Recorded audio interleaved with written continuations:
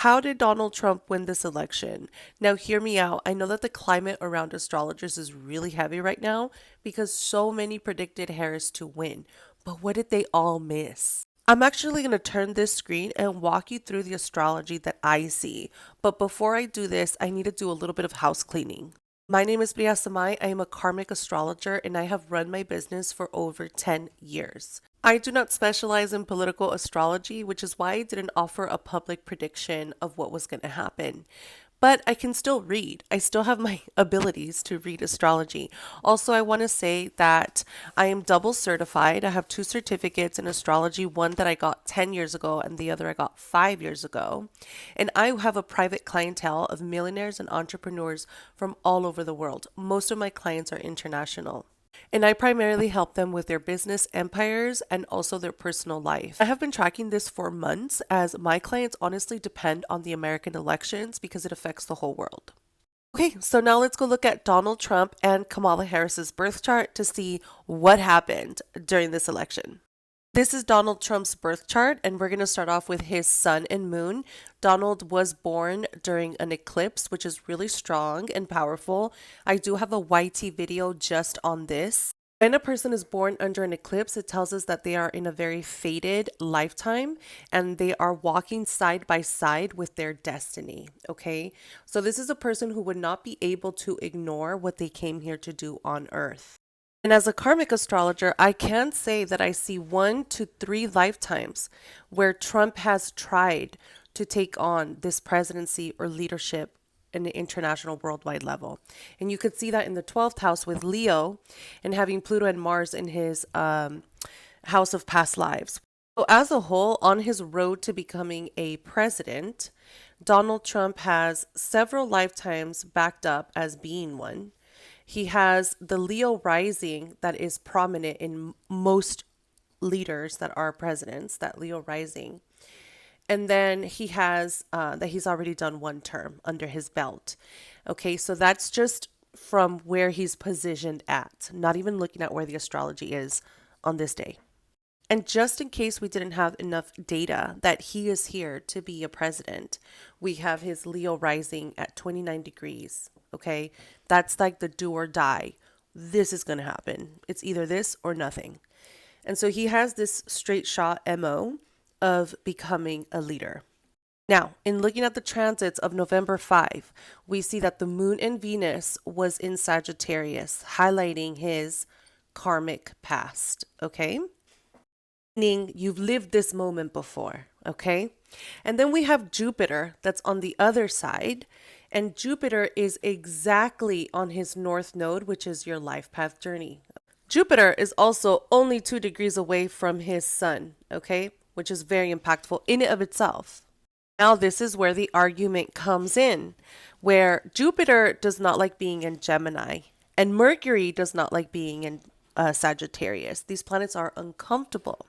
So, because of that, people were reading this as he was going to have a downfall. And if you were to ask me, this is a cancellation as a whole. If these two planets are in mutual reception, that karma is canceled, baby. We can read it for what it is. Jupiter and Mercury, Venus are highlighting his eclipse energy. That's his statement energy that is being accentuated in the heavens right now. The other thing we want to talk about is Mars is at the very early degrees of Leo. It is at the 0 degree of Leo. And what do we know about his chart is that he comes in at 29 degrees of Leo rising. That is karmic, okay? You have the start and the end of Leo activated during November 5th. And to add on top of this, he has the native. Donald has Mars in Leo and he has Pluto in Leo. So this is the reclaiming, okay? Karmically. Leo is loyalty. This is the crown. Now, before we move on to Kamala, I want to say 2 things. Number one, when we look at Donald Trump's progress chart, which the progress chart is the chart of the higher self, it's as if you kept growing. This is it, but what we want to see is his sun in Virgo and his moon at 9 degrees of Scorpio. Remember this. The progress chart is long term. It's where you're going. It's at least 2.5 years worth of a timeline. Now let's look at the new moon that just passed by 4 days ago. That new moon was at 9 degrees of Scorpio. 9 degrees of Scorpio. Do you see that? That new moon landed on Donald Trump's progressed moon, which that talks less about his presidency, more about his money. He's making major money internationally. This presidency will bring him a lot of money, even though it began with him losing money at the beginning. The other thing I was going to mention is that with Uranus on his midheaven, Donald Trump is pulling in people within the tech industry. And this is where you see Elon come in. And there's another guy also. There's several guys that worked with him when it comes to the tech side. The only case I have to build here is that, yes, there could be hidden enemies that are around him. And if he's working with an astrologer, I think that he would be taking care of that. Kamala baby. So Kamala comes in as a Libra Sun Aries moon. She is also a full moon baby, but she is not an eclipse baby. She also has the North Node in Gemini, but she's only a Gemini rising, okay?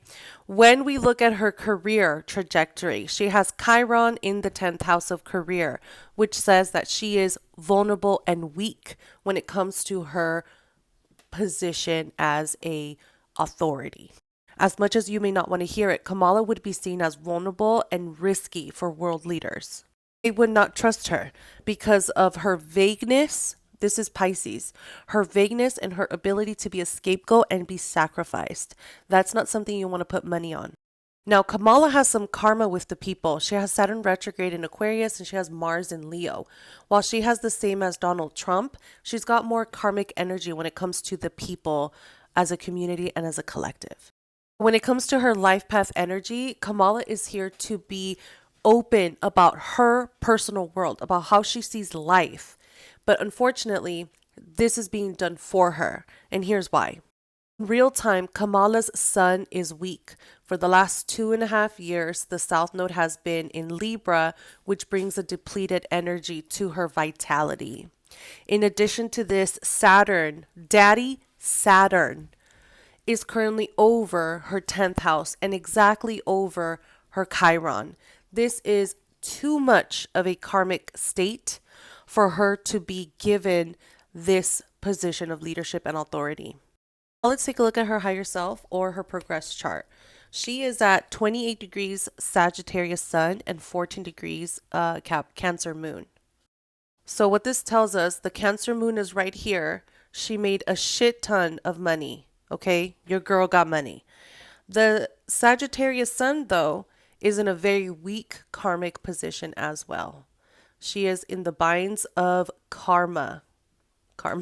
She's in the binds of karma when it comes to her higher self. She still has 2 more years to go before she can cancel out this debt if she does. When you look at her as a whole, she is still not ready.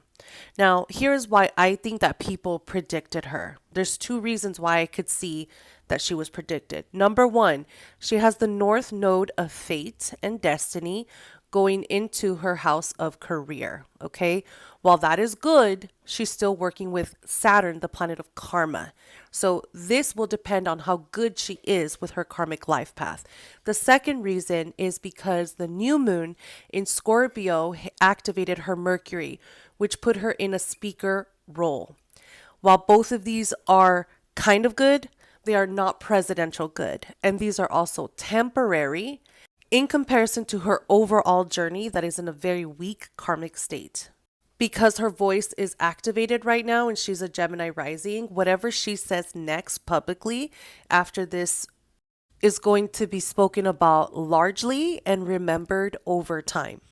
A historic speech. That was a lot, and I know this is fully loaded, so be very nice in the comments, but still let me know, what do you guys think? Do you want a part 2 of what's next? Let me know. Private readings are available on my site.